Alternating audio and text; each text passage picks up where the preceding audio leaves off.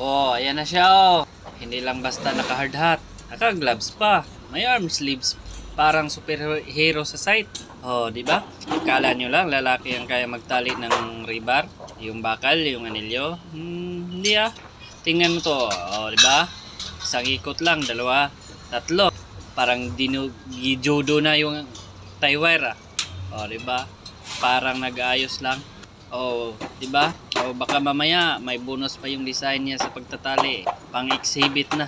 Pero seryoso, saludo ako. Hindi biro ang trabaho sa construction. Malikabok pa, mainit pa, mabigat pa. Tapos ang higpit pa ng mga bakal na yan. Pero ito, si ate, chill lang. Walang reklamo. Tiwala lang sa ginagawa.